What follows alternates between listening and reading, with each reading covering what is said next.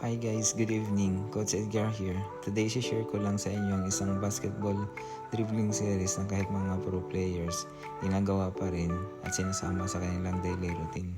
Simple drills lang pero malaking tulong para ma-improve ang ball control at confidence. Simple drills lang ito pero napakalaking tulong para ma-improve ang ball control. Start with your right hand. Small steps lang ha. 1, 2, quick dribble, small steps. Sa drill na ito, 6 reps bawat side o bawat hand for 10 to 15 meters. Small steps lang para makakuha tayo ng more repetitions. Kahit na parang static drill ang galaw, focus on control, rhythm, and consistency. Okay, so let's go front back, okay? Front front.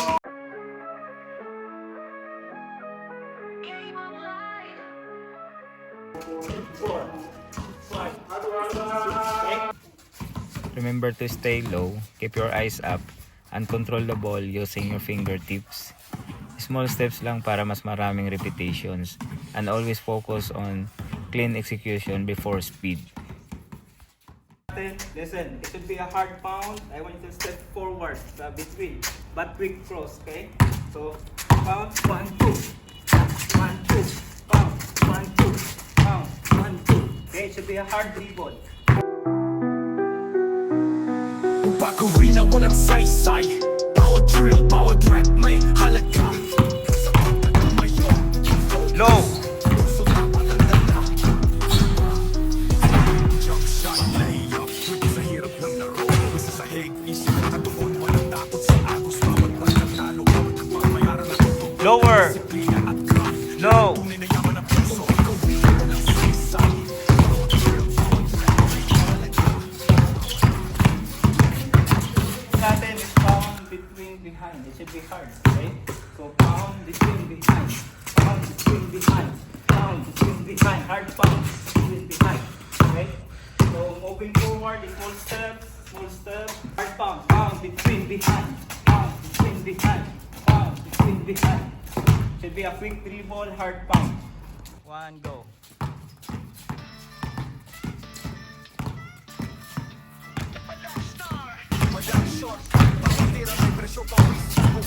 Sa actual game guys, start with a hard pound dribble, take an explosive attack step, then sell the between the legs move. Kapag nag-react ang defender, gamitin ang quick behind the back to create space, then gather the ball and rise for the jump shot. Cross, cross.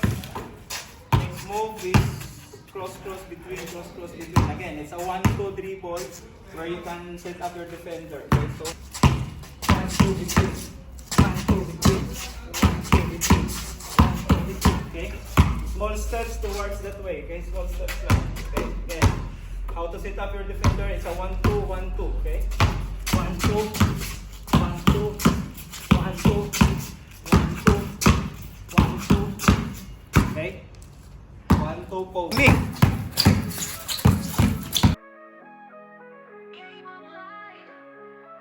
Sa drill na ito guys, gagawin natin ang double cross, then between the legs. Pagkatapos ng between, maghang ng konti para ma-set up ang defender at mabasa mo ang kanyang reaction bago gawin ang next move. Rhythm! Find your rhythm! Ito yung progression drills natin sa kanina. Yung pound, between, behind, 1, 2, 1, 2. Pound, between, behind, 1, 2, 1, 2. Pound, between, behind, 1, 2, 1, 2. Okay? Small step.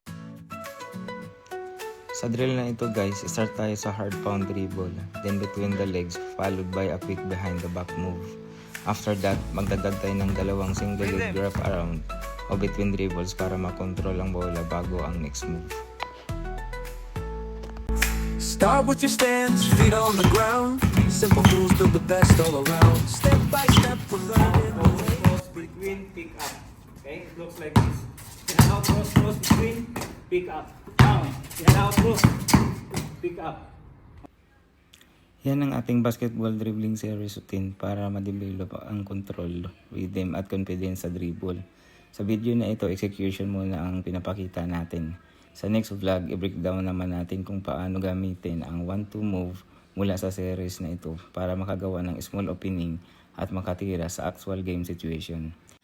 Remember, improvement comes from consistent repetition and hard work. Keep grinding, keep improving. This is Coach Edgar. See you in the next training session.